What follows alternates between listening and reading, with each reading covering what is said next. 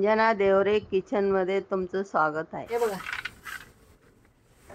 1 kilo शेंगदाणे ते हे मी भाजले। आता त्याची साल काढायची। साल काढायची म्हणजे काय माहिती का, असं आपण केलं तर याचे असे दाणे 2 निघतात आणि जे कण असतो हा छोटासा हा कडवट लागतो। हा कण हा बघा, हा कडवट लागतो खायला। कण आहे ना, नाका फेकून द्यायचा।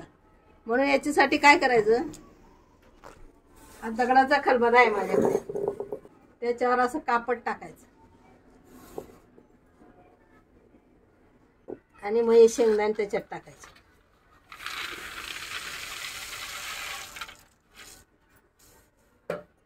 आणि याच्याने लाकडाच्या याच्याने साह्याने त्याला असं साल काढायचं।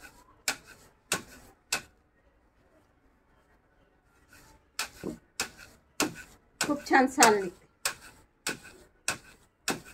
हाताने कोण काढत बसेल, किलोभर येते। असे साफ करून बाटली भरून ठेवायची, कधी भाजीला कामाला येतं।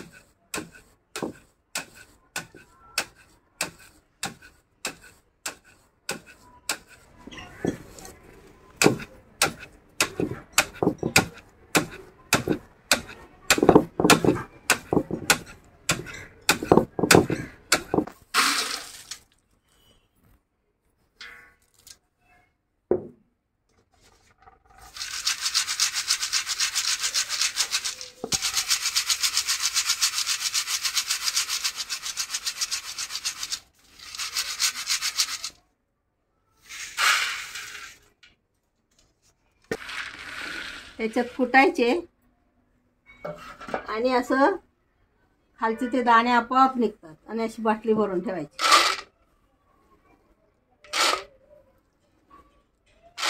जे कण असतात ना ते फेकून द्यायचे। सुंदर साल निघून जाते। चोळत बसायचं नाही, चोळल्याने तेल निघतं त्याचं। तेव्हा कसे कण दिसतात बघा खाली।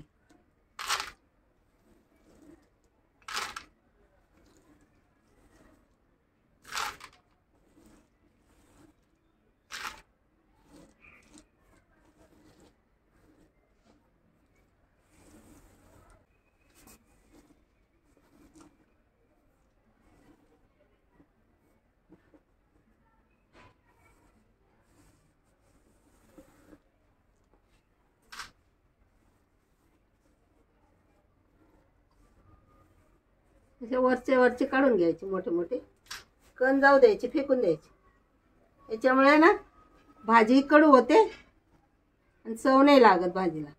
अशी किलोभर भाजून ठेवायचे आणि असे साल काढून टाकायचे, बाटली भरून ठेवायची। छान लागतं भाजी, जेव्हा पाहिजे तेव्हा टाकायचं।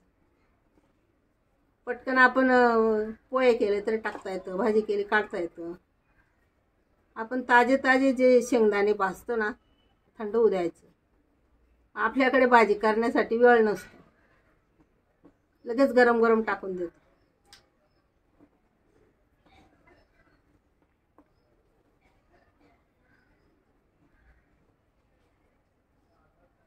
हे बघा, या शिकण हे फेकून द्यायची,